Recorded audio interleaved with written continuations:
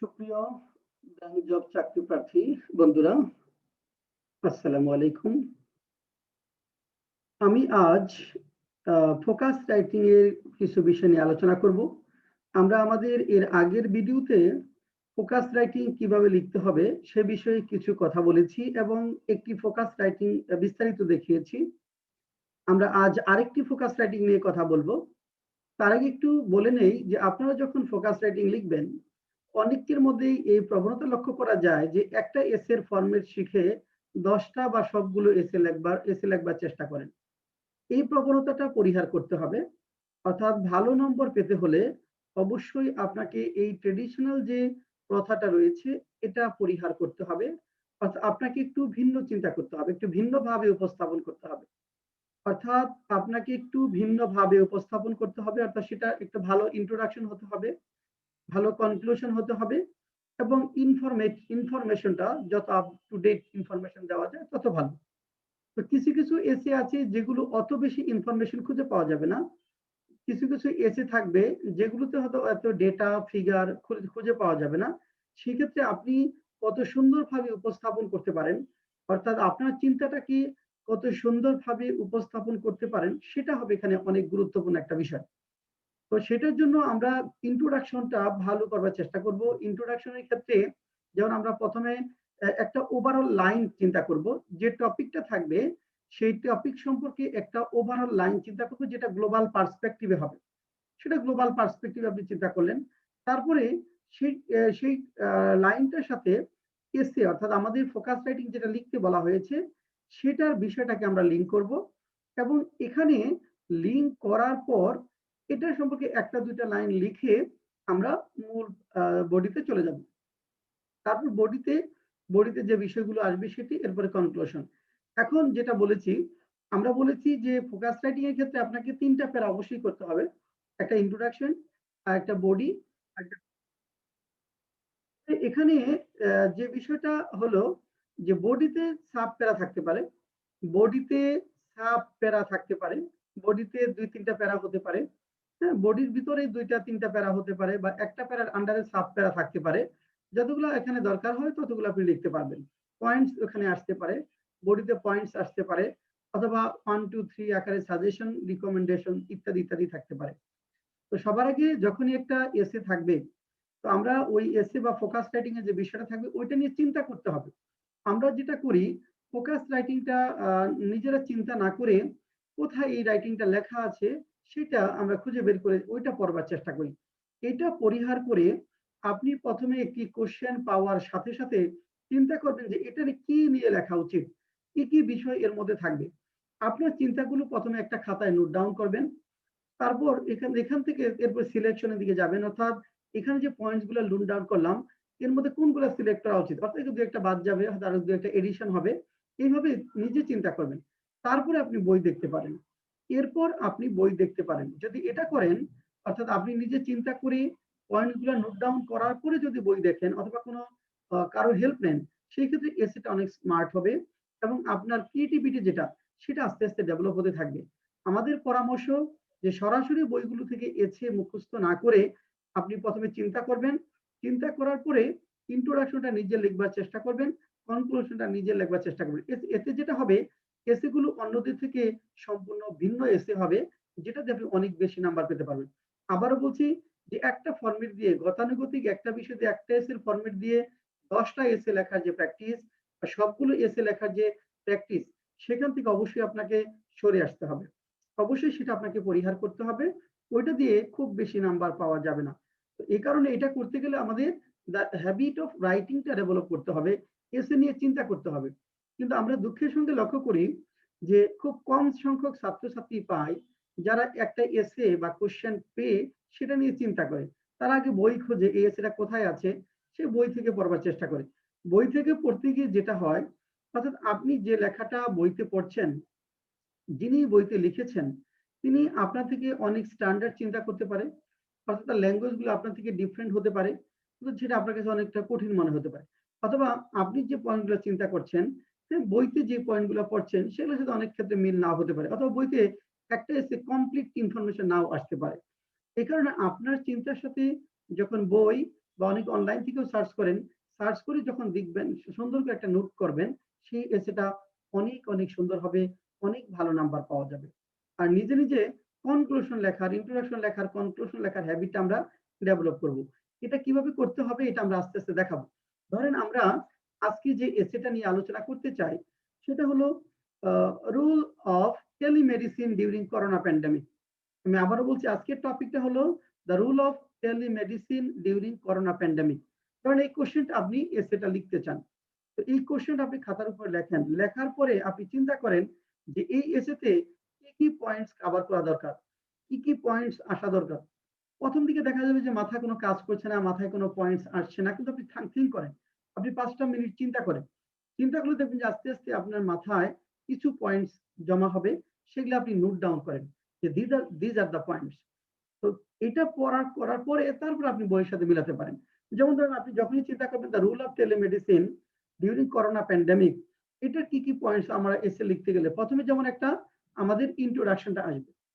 এই এসেটা যদি লিখতে চাই অর্থাৎ আমরা একটা ইন্ট্রোডাকশন লিখব। ইন্ট্রোডাকশনে ইন্ট্রোডাকশন কথাটা থাকবে না, কিন্তু একটা প্যারা থাকবে। একটা প্যারা থাকবে যেখানে আমরা টেলিমেডিসিন সম্পর্কে একটা ইন্ট্রোডাক্টরি কথা বলব। তারপরের যে পার্ট সেটা হবে what telemedicine is. What telemedicine is. টেলিমেডিসিনটা কি? সেটা আসবে। সেখানে আপনি ডেফিনিশনটা আপনি টেলিমেডিসিনের দিবেন। এরপর যেটা আসবে rule of telemedicine during corona pandemic. Rule of telemedicine যেটা কোশ্চেনে বলা আছে সেটা একটা পয়েন্টে আসবে। Rule of telemedicine during corona pandemic. এরপরে আরেকটা বিষয় আসবে যে লিমিটেশনস অফ টেলিমেডিসিন বা challenges of telemedicine. Limitation of telemedicine অথবা চ্যালেঞ্জেস অফ টেলিমেডিসিন। টেলিমেডিসিনের কিছু লিমিটেশন রয়েছে, কিছু চ্যালেঞ্জ রয়েছে, সেগুলার বিষয়গুলো আসবে। এরপরে আসবে কনক্লুশন। এরপরে আসবে কনক্লুশন। তাহলে ৫ টি পয়েন্ট এখানে আসবে। একটা হলো introduction, what telemedicine is, rule of telemedicine during corona pandemic, limitations of telemedicine, আর হলো কনক্লুশন। এইভাবে আমরা এই ৫ টা পয়েন্টের ভিত্তিতে যখন এসেটা লিখবো, ফোকাস রাইটিংটা লিখবো, তখন দেখবেন অনেক স্মার্ট একটা এসে হবে। অনেক স্মার্ট একটা রাইটিং হবে। আপনি অনেক ভালো নাম্বার পাবেন। তবে এটার ক্ষেত্রে ইন্ট্রোডাকশনটা ভালো করতে হবে, কনক্লুশনটা সুন্দর করতে হবে। এবং ভিতরে যে সেন্টেন্স গুলো আপনি লিখবেন, সেই সেন্টেন্স গুলো অবশ্যই শুদ্ধ হতে হবে, গ্রামাটিক্যালি কারেক্ট হতে হবে। এখন আপনার আইডিয়াটা অনেক রিচ। ধরেন আপনি অনেক তথ্য আপনার জানা আছে, ডেটা আছে, হ্যাঁ? আপনার আইডিয়াটা অনেক ভালো। কিন্তু আপনি সেন্টেন্স লিখতে পারেন না। অর্থাৎ ১০ টা সেন্টেন্সের মধ্যে ৫ টা সেন্টেন্সে ভুল হয় বা ৭ টা সেন্টেন্সে ভুল হয়। তাহলে কিন্তু আপনি খুব ভালো নাম্বার আশা করতে পারেন না। এই কারণে সবার আগে যেটা হলো সেন্টেন্স শুদ্ধ করে লিখার যে সক্ষমতা, সেটি আপনাকে থাকতে হবে। তারপর আইডিয়া জেনারেশন এবং দ্য হ্যাবিট অফ রাইটিং, এটা আপনাকে ডেভেলপ করতে হবে। তাহলে চলুন আমরা এবার দেখব যে এই এসেটা আমরা কিভাবে আলোচনা করব। আমরা আপনাদের সাথে স্ক্রিন শেয়ারিং করে এটা নিয়ে একটু দেখাবো যে কিভাবে এটা লেখা হয়েছে।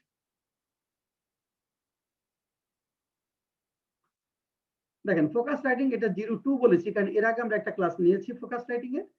একটা ভিডিও আপনাদেরকে দিয়েছি। এটা যারা ভিডিওটা যারা দেখেননি তারা ভিডিওটা দেখে নেবেন আমাদের ইউটিউব চ্যানেলে। অর্থাৎ আমাদের YouTube channel Mostafa Kamal sir, MOSTAFA KAMALSIR।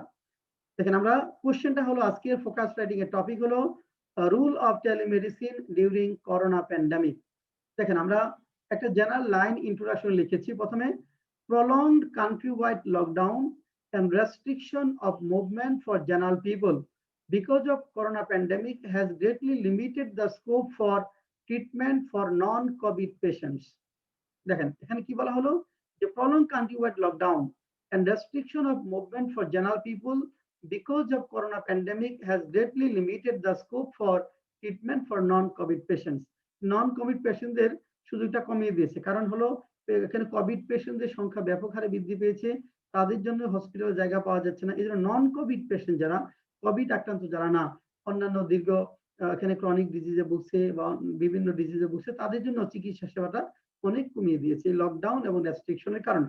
তাহলে এটা একটা জেনারেল লাইন রাখলেন। Moreover, the panic created among doctors, nurses, and other health workers by this highly contagious virus has made many doctors reluctant to render service directly. দেখেন এরপরে যেটা কথা হলো যে এছাড়া বিশেষ করে যারা প্যানিক ডক্টর, নার্স এবং হেলথ ওয়ার্কারদের মধ্যে যে আতঙ্ক তৈরি হয়েছে, কারণ অনেকে তারা মারা গিয়েছেন এটা করতে গিয়ে। তো এই আতঙ্কের কারণে অনেক ডক্টরসরা ফিজিক্যাল সার্ভিসটা বন্ধ করে দিয়েছেন। তো ২ টা লাইন আমরা লিখলাম। এরপরে at such a moment of crisis, এমন একটা সংকটময় মুহূর্তে the rule of telemedicine has gotten huge momentum not only in the developed countries but also in the developing countries like Bangladesh. এরপরে বাংলাদেশের সাথে আমরা লিংক করলাম। প্রথমে একটা ২ টা লাইন আমরা জেনারেল ওভারঅল লাইন লিখলাম। তারপরে এটা আমাদের বাংলাদেশের সিনারিওর সাথে আমরা লিংক করলাম। সেটা কি? at such a moment of crisis, এমন একটা সংকটজনক মুহূর্তে the rule of telemedicine has gotten huge momentum not only in the developed countries but also in the developing countries like Bangladesh. এরপর আসেন what telemedicine is. টেলিমেডিসিনটা কি? এটা ডেফিনেশনটা যদি আমরা যাই। Telemedicine is the exchange of medical information from one location to another using electronic communication, which improves patients' health issues. Telemedicine has multiple applications and can be used for different services, which includes wireless tools, email, two-way video, smartphone, and other methods of communication technology. Telemedicine includes patient counseling, medication review, and prescription review by a qualified doctor for the patients who are located at a far distance from the healthcare centers. এবার আসেন rule of telemedicine during corona pandemic. এই during corona প্যান্ডেমিকের সময় টেলিমেডিসিনের রুলটা কি? দেখেন, telemedicine has brought about huge relief for the patients seeking treatment during COVID-19 pandemic, as it has provided healthcare assistance when they have found no other alternative. অর্থাৎ যখন পেশেন্টরা অন্য কোনো বিকল্প খুঁজে পাচ্ছে না এই লকডাউন ইত্যাদি সিচুয়েশনের সময়, তখন টেলিমেডিসিন তাদের জন্য বিশাল এক স্বস্তির বার্তা নিয়ে এসেছে। It also has save cost and time of the patients. এটা পেশেন্টদের খরচ এবং সময় বাঁচিয়েছে, as patients have avoided travel. Besides, তাছাড়া telemedicine has reduced stress as the patients have received treatment staying in the comfort and safety of their own home. নিজেদের বাড়ির comfort এবং সেফটিতে বসে তারা চিকিৎসা নিচ্ছে। এর ফলে রোগীদের মধ্যে স্ট্রেসটা কমাচ্ছে। অর্থাৎ একজন অসুস্থ ব্যক্তিকে যখন দূর দূরান্তে চিকিৎসার জন্য নিয়ে যাওয়া হয়, তখন তার মধ্যে হিউজ একটা স্ট্রেস কাজ করে। এমনিতে সে অনেক অসুস্থ থাকে, কিন্তু তার একটা কমফোর্টেবল এনভায়রনমেন্ট ট্রিটমেন্ট করতে পারলে স্ট্রেসটা অনেক কমে, এবং টেলিমেডিসিন এটা করতে পেরেছে। তারপর দেখেন, এরপরে অ্যাপার্ট ফ্রম দিস, তাছাড়া patients in rural areas have enjoyed fast and easy access to healthcare services with greater efficiency and satisfaction. Because of telemedicine, healthcare service providers have significantly expanded their potential patient base and improved the quality of rural health with no additional travel. Another worth mentioning benefit of telemedicine is access to consultancy from world-famous doctors and improved management for the patients who are suffering from chronic diseases. দেখেন, এখানে একটা গুরুত্বপূর্ণ কথা বলা হয়েছে, another worth mentioning benefit, আরেকটি উল্লেখযোগ্য benefit হলো of telemedicine is access to consultancy from world famous doctors. বিশ্ববিখ্যাত ডক্টরদের কাছ থেকে কনসালটেন্সি পাওয়াটা, and improve management for the patients who are suffering from chronic disease, যারা দীর্ঘদিন ধরে রোগে ভুগতেছে, জটিল রোগে ভুগতেছে, তাদের ক্ষেত্রে ইমপ্রুভ সার্ভিসের বিষয়টা এসেছে। এটা একটা গুরুত্বপূর্ণ বিষয় টেলিমেডিসিনের ক্ষেত্রে। লাস্ট বাট নট লিস্ট, কম গুরুত্বপূর্ণ নয়, stress of readmission of the patients in hospital has decreased. অনেক সময় দেখা যায় যে যখন দূর দূরান্ত থেকে পেশেন্টদেরকে নিয়ে আসা হয়, তখন তাদেরকে হসপিটালে অ্যাডমিট করার পরামর্শ দেওয়া হয়, ২-৩ দিন থেকে ট্রিটমেন্টটা করতে হয়। তো সেই ক্ষেত্রে যখন বাসায় বসে সে চিকিৎসা করতে পারছে, তখন কিন্তু তার রিঅ্যাডমিশনটা নিতে হচ্ছে না, ডক্টরের পরামর্শ সুপারভিশন থেকে সে ট্রিটমেন্ট নিতে পারছে। এর ফলে রিঅ্যাডমিশন স্ট্রেসটা কমছে। তাহলে এই হলো আমাদের বেনিফিট টেলিমেডিসিন। হ্যাঁ, এখানে এখন ডেটাটা আমরা কম দিয়েছি, কারণ আসলে ওইভাবে কত পিপল আপনার ট্রিটমেন্ট নিয়েছে, কত নিতে পারেনি, এখানে ওই ডেটাগুলো ওইভাবে অ্যাভেলেবল না। যদি আপনার কাছে থাকে এরকম ডেটা, আপনি উল্লেখ করতে পারেন। তারপর দেখেন লিমিটেশনস অফ টেলিমেডিসিন। টেলিমেডিসিনের লিমিটেশনটা কি? দেখেন, in populous country like hours, আমাদের মতো জনবহুল দেশে, the transport from physical consult to online is not smooth and easy. দেখেন, এখানে বললাম যে in a populous country like hours, আমাদের মতো জনবহুল দেশে the transformation of health care service from physical consult two online, অর্থাৎ এই যে ফিজিক্যাল কনসাল্ট থেকে অনলাইনের দিকে এটা পরিবর্তন করাটা, এটা কিন্তু মসৃণ নয় এবং সহজ নয়। রাদার বরং it is afflicted with some limitations, এটা কিছু লিমিটেশন দ্বারা অ্যাফ্লিক্টেড, হুইচ ইনক্লুড, যার মধ্যে রয়েছে but not limited to the following. দেখেন ভালো করে একটা line, rather it is afflicted with some limitations which include but not limited to the following. আপনারা লাইনটা দেখবেন, এই লাইনটা একটু দেখবেন যে আমরা লাইনটা কিভাবে লিখেছি, এরকম লাইন আপনারা লেখবার চেষ্টা করবেন। এখানে বলেছি রাদার বরং it is afflicted with some limitations, এটা কিছু লিমিটেশন দ্বারা জড়িত, হুইচ ইনক্লুড, যেগুলো নিচের গুলোকে অন্তর্ভুক্ত করে, but not limited to the following, যে এই নিচের গুলো অন্তর্ভুক্ত করে কিন্তু শুধু নিচের গুলোই না, হয়তো এরকম আরো কিছু থাকতে পারে। যে সকল লিমিটেশন রয়েছে তার মধ্যে নিচের গুলো অন্যতম, এর বাইরেও আরো থাকতে পারে। এই জন্য বলছেন which include but not limited to the following.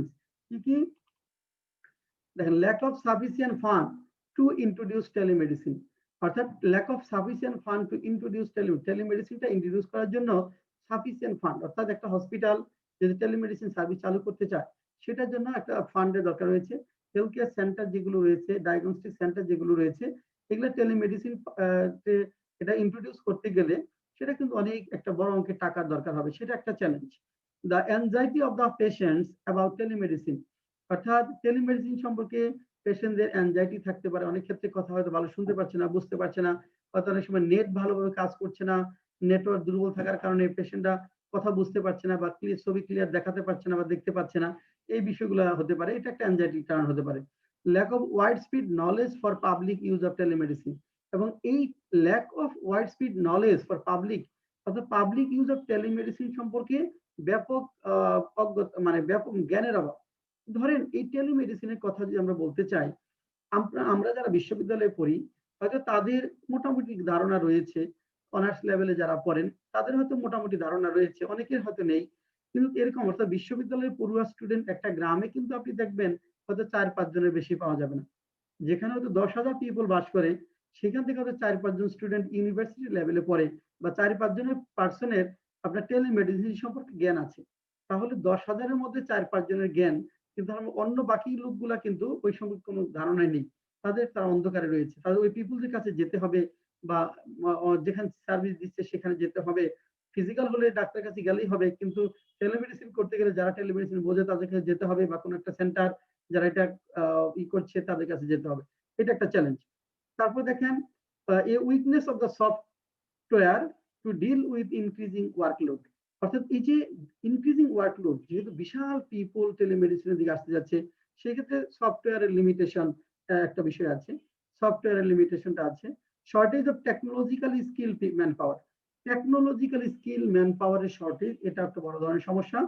Then lack of comprehensive legal framework about the telemedicine, telemedicine সম্পর্কে কম্প্রিহেন্সিভ লিগাল ফ্রেমওয়ার্কের যে বিষয়টা, এখানে কিছু আইনগত বিষয় আছে, ট্যাক্স ভ্যাটের বিষয়গুলো আছে, ওই বিষয়গুলো লিগাল ফ্রেমওয়ার্ক, এটা কিভাবে ট্রিট করা হবে, হ্যাঁ, গভর্নমেন্ট কিভাবে রিভিনিউ পাবে, বা রিভিনিউ শেয়ারিং, বা এখানে ট্যাক্স ভ্যাট ইত্যাদি যে বিষয়গুলো রয়েছে, সেই ল্যাক অফ কম্প্রিহেন্সিভ লিগাল ফ্রেমওয়ার্কের বিষয়টা। তারপর লাইসেন্সিং এর যে বিষয়টা, সেটা lack of telecommunication in some areas of the country, এবং কিছু কিছু এলাকায় ল্যাক অফ টেলিকমিউনিকেশন অভাব, অর্থাৎ এখানে নেটওয়ার্কটা হয়তো নেই, বিদ্যুৎ সুবিধা হয়তো নেই, সেসব জায়গাগুলোতে এটা ডেফিনেটলি একটা চ্যালেঞ্জ, রিমোট এরিয়া যেগুলো আছে সেটা। তারপরে আসবেন কনক্লুশন। এখন দেখেন আমরা কনক্লুশনে কি লিখবো একটু দেখি। In conclusion it can be said that the that increasing use of telemedicine during COVID-19 pandemic is a matter of awakening of hope for the people of Bangladesh, where ensuring health service for all is a great constraint. Bangladesh যেখানে সবার জন্য স্বাস্থ্য সেবা নিশ্চিত করা একটা বড় challenge, বড় সীমাবদ্ধতা, সেখানে আমাদের এই COVID-19 এর সময় যে টেলিমেডিসিন সেবাটা, এটা কি করেছে, এটা আশা জাগানিয়া বিষয় হয়ে এসেছে, হ্যাঁ, আশা জাগানিয়া বিষয় হয়ে দাঁড়িয়েছে। তারপর to develop to derive maximum benefit from telemedicine, telemedicine থেকে সর্বোচ্চ সুবিধা পেতে হলে we will have to concentrate, আমাদের মনোযোগ দিতে হবে on minimising the limitation of telemedicine on the days coming ahead. দেখেন এখানে we will have to concentrate, সেটা বললেন যে to derive maximum benefit from telemedicine, telemedicine থেকে সর্বোচ্চ সুবিধাটা পেতে হলে we will have to concentrate, আমাদেরকে মনোযোগ দিতে হবে on minimizing the limitation of telemedicine, অর্থাৎ এই টেলিমেডিসিনের কি করতে হবে, এটা যে লিমিটেশন রয়েছে বা চ্যালেঞ্জ গুলো রয়েছে সেগুলো কমানোর উপর গুরুত্ব দিতে হবে। অর্থাৎ যেখানে যে পয়েন্ট গুলোতে বা যে এসে গুলোতে আপনার চ্যালেঞ্জ বা লিমিটেশন থাকবে, কনক্লুশনে ওই লিমিটেশন গুলো কমানোর জন্য এইভাবে মোটামুটি আমরা যদি দেখি তাহলে আমরা অনেক ভালো লিখতে পারবো আশা করি। আপনারা এভাবে দেখতে থাকবেন এবং আমরা ফোকাস রাইটিং নিয়ে আরো ভিডিও নিয়ে আসবো আপনাদের জন্য। আশা করি আপনাদের যে থার্স্ট ফর নলেজ এটা ফুলফিল করতে পারবে। এরকম ফোকাস রাইটিং আমাদের এই ব্যাংক জব রিটেন ইংলিশ বইটিতে রয়েছে। আমার এখানে প্রায় 40 এর কাছাকাছি ফোকাস রাইটিং রয়েছে। আপনারা বেশি প্র্যাকটিস করার জন্য এই বইটিও কনসাল্ট করতে পারেন। সবশেষে সবার জন্য শুভকামনা করে এখানে শেষ করছি।